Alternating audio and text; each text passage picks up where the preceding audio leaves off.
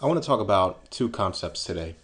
One that I've talked about at length before, and one that I've talked about a little bit less. And one of those topics is how our progress, politically speaking, is going to be inhibited by certain biological factors at play. And I'm not going to get to that till the second half of this video. The other topic I want to address is this male mother need that we've been talking about, and that Stardust has posted a couple videos recently addressing. Now, Stardust posted a video which is in the description box where he talked about what I like to call pussy novelty. He mentioned how men, after copulating with a woman, might find themselves with the urge to be somewhere on the other side of the world, as far away from her as possible. And I think one of the things that can't be emphasized enough to men, and especially younger men, is that once you've had enough pussy, you will inevitably, or at least you should inevitably, come to see it as the overrated commodity that it is. I think something that we don't talk about is that what most men are deprived of in our society, if they wish to seek it, is the chance to have sex with multiple novel partners until this pussy novelty wears off. And we've observed this phenomenon time and time again when we come across the naive male teenager who, upon falling in love with the first woman ever paying any attention to him, is something akin to a functional schizophrenic, walking around in a complete and utter haze and voluntarily ignoring whatever red flags this woman blatantly plants in front of his face. He'll turn his back on his friends and his family just to upkeep this vision of perfection he's projected onto her. Before I go on, though, I want to point out to you two interesting articles I found, and both of these are in the description box. The first study details studies done on romantic couples claiming to be in love with their significant others.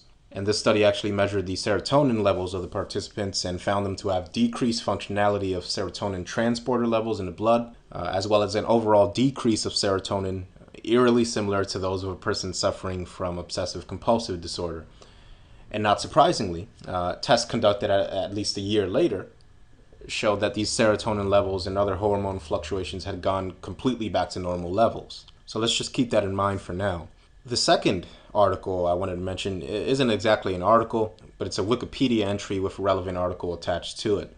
This is in reference to what's called the Coolidge effect, and so I'll just read to you the excerpt from the Wikipedia entry. In experiments with rats, it has been observed that after vigorous copulation with a new partner, male rats soon completely ignore this partner. But when a new female is introduced, they immediately are revitalized, at least sufficiently to become sexually active once more. This can be repeated again and again until the male rat is completely exhausted.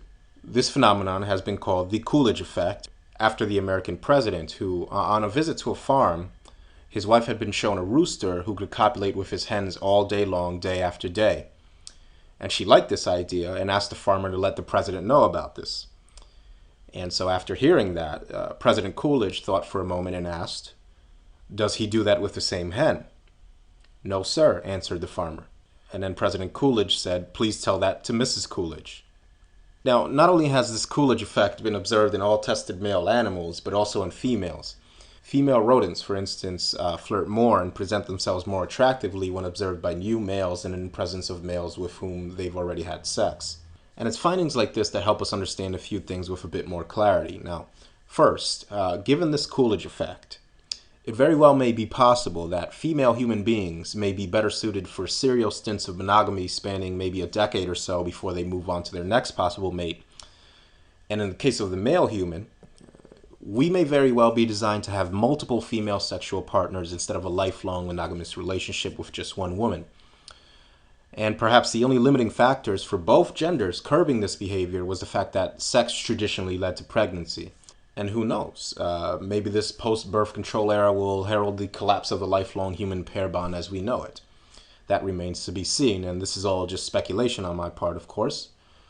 But I hypothesize that the only thing holding men back from wanting to have sexual access to as many females as possible are the risks of having too many children to support, the many social stigmas attached to unapologetic male sexuality, as well as this desire for this male mother need that we've often discussed here. The problem of excess reproduction can of course be remedied with male birth control. And men such as myself prove that the social stigmas surrounding an uncompromisingly selfish form of male sexuality rivaling that of our female counterparts can exist and persist despite the catalog of shaming that society reserves for the sexually selfish male. So then, the only thing holding us back, really, from our very own sexual liberation 50 years after women demanded theirs, is this mother need. This desire to quench our unceasing loneliness as men with a special mother figure that sees us for who we are because we're special and she just wants to take care of us, and, a mommy figure, essentially, all that jazz. Now, Stardust actually made another video not too long ago where he mentions the fact that prostitution, being completely legal in his country, has made no difference in abating this male mother need we talk about. Men are still getting married, they're still engaging in relationships for the most part, and nothing has changed. And, I actually agree with what Stardust says, that prostitution, even if destigmatized, won't be enough for men to admit to themselves that modern relationships, and marriage in particular, are increasingly nothing but social and legal contracts of unbalanced servitude towards entitled, ingrate women that know they have the power of the state functioning as the third member of the relationship. But I do think that there are several factors surrounding things like prostitution, or lack thereof, that act to potentiate the effects of this male mother need. And I think that enough inhibition of this potentiation, wherever it may appear, can eventually have an effect. And so these potentiators, as I've identified them, are as follows. First, we have the fact that the Western world has been, since the advent of mass media, subjecting boys using female sexuality to a constant state of sexual arousal. Everywhere you look, and I mean everywhere, there's female sexuality being shoved down the throats of boys and the men they eventually become. But prostitution remains illegal. Why?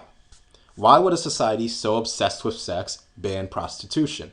Well, it's simple. It's because society is set up to, as I've just said, keep men and boys in a constant marathon of a never-ending pursuit of sexual satiation. And this drives Western civilization as we know it. This dynamic doesn't have its genesis in any conspiracy theory. This happened naturally as advertising agencies and governments and women figured out that men could be kept in a constant state of production by making sexual imagery as ubiquitous as possible while making the actual sex as scarce as possible. So as it stands today, in my opinion, men essentially aren't capable of assessing this mother need rationally. Instead, they perceive this mother need under the haze of this pussy obsession we see everywhere in society. I believe the phrase that I'm looking for here is something along the lines of, show me a beautiful woman with the world stuck to her, and I'll show you a man that's tired of fucking her. Indeed, this Coolidge effect describes to us an age-old truism that any man with sufficient experience with women knows all too well. And that is that the best pussy is new pussy. And so whenever your average frustrated chump, as the PUAs like to call them, witnesses how a man who can't seem to throw women far enough for them not to come back, who treats women like insignificant tools for his sexual gratification and gets laid doing it, these poor guys witnessing this stare in amazement, and they say to themselves, man, I'd give an arm and a leg for just one of these girls. I'd treat her special. Why don't they want me? What's the difference between the two men? Well, obviously the guy who's getting all this attention from women knows something about women that their would-be suitors don't. And, let me stop. I suppose I should alert the press now, because I'm about to make a generalization about women. So if you want, take out your pen and take out your pad and fix your mouth ahead of time to form the word misogynist. And if you want, if you wish, you can get ready to go find some concerned troll masquerading as an MRA and tell him we have to do something about Barbarossa. He's a radical. And after you're done with that, kindly go fuck yourself and unsubscribe. You pathetic fucking loser. Anyway, the guy with all these women attached to them, he knows for the most part that the vast majority of women he comes across are some of the most plain, uninteresting mental invalids the human species has ever produced. And yes, the women that take offense to this comment are most likely some version of what I've just described, and they're pissed off that a man dares to say it out loud. But yes, the difference between the two men is a simple matter of scale of observation. One, the guy who isn't getting any girls, observes a siren singing her rhapsodies from a far, far away ship. And her song clouds all judgment, and he's ready to throw himself into the sea in pursuit of her. And he observes her from afar, and he sees nothing but glittering, shining gold on the coast of whichever island this siren is singing to him from. Now the other man, the one with all the women, he's come years before him, and he actually tossed himself off the ship and actually made it to the island. And he's heard the siren song for so long, and whereas before he heard a million different beautiful songs, now he only hears one. Or, he asks himself, was he hearing the same song all along? This man, he's gotten to the island and he takes out his loop lens and he sees pyrite. He sees fool's gold everywhere. Now, one of my favorite parts in the book 1984, and I hate actually quoting this, it's become so cliche to quote 1984, and people generally, from what I've observed these days, are quoting it to fit every possible agenda you could possibly imagine. But I'll just give you my interpretation of a passage in this book. One of my most favorite parts in the book was when the protagonist, Winston, said to Julia, his love interest in the story, after meeting up with her for the first time in direct rebellion to the party, there was an excellent little dialogue between them that just means so much to me personally. Now, Winston was watching Julia undress herself for their first secret sexual rendezvous, and the narrator described the way Julia removed her clothes, and I'll just quote it exactly as follows.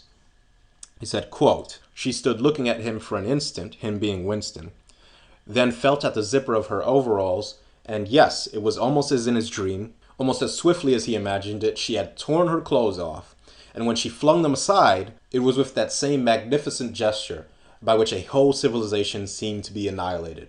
And Winston then asked Julia if she had done this before with other male members of the party, and she replied by telling him that she'd done it dozens, maybe even hundreds of times. And what Winston replied to her was just absolutely amazing to me. Winston pulls her down, so they were kneeling face to face, and he says, "Listen, the more men you've had, the more I love you. Do you understand that?" And Julia said, "Yes, perfectly." And Winston said, "I hate purity. I hate goodness. I don't want any virtue to exist anywhere. I want everyone to be corrupt to the bones." To which Julia replied, "Well then, I ought to suit you, dear. I'm corrupt to the bones." And then Winston asked, he said, "You like doing this? I don't simply mean with me, I mean the thing in itself." And Julia said she adored it. And then the narrator finishes off by saying, that was above all what Winston wanted to hear. Not merely the love of one person, but the animal instinct, the simple, undifferentiated desire. That was the force that would tear the party to pieces. Now, what I took away from this quote was so much more than an expression of animal instinct. I think that this little dialogue represented much more to Orwell than what he let on for the reader. You see, Winston blatantly stated himself in the book numerous times that he was an admitted misogynist. He said he hated most women, and even that he hated Julia. That is, until Julia slipped in that singular phrase in the note that she handed to him, which simply read, "I love you." Now, in my opinion, Julia didn't actually love Winston, and Winston didn't actually love her. What the note she slipped him really should have said, what I interpreted it as, was her saying to Winston, "I know that you exist. I know that you're a human being." I'm of the opinion that what Winston and Julia really fell in love with was the affirmation of each other's humanity. In a totalitarian state where deviating from both male and female gender roles was punishable by torture and execution. Within that type of environment, this simple gesture, two human beings sneaking off for an illicit affair, represented an act of revolution, an act of militant action, an act of pure selfishness that threatened to collapse the whole damn rotten system. Why do you think Winston says that he hates goodness and purity and that the more men she slept with, the better? It wasn't because he hated good things. And he didn't truly hate women. What he hated was the hypocrisy of the way civilization at large described, for the totality of the people living in it, what was good and wholesome. What he hated was the swallowers of slogans who were mostly female, and the disgusting anti-sex leagues they belonged to, and the work, sleep, reproduce, consume, die lifestyle. So, and I hope you can see where I'm going with this by now. How does this apply to MGTOW? Well, I ask you, how many women have you dealt with as a man that actually saw you as a human being? Not as a man existing to do things for women, but a human being. How many women have said to you, in whatever particular expression it may take, some version of my interpretation of Julia's note to Winston, that was, "I know that you exist, I know that you're a human being." This kind of message, of course, transcends romantic relationships altogether. Who are the people in your life who you'll remember for the rest of your life, even if it's been years since you've talked to them? Well, they're your friends that, usually think most like you, and these are the people that years could elapse, but you can get together, even if it's been years, and share your unique experiences and laugh at just how similar your interpretations of them are. And for that fleeting period in time, we don't feel so alone, do we? And that's what's important to me. And I think that's what's important to men. At least all men who've had the opportunity to really look at women as the overinflated commodity they voluntarily make themselves out to be.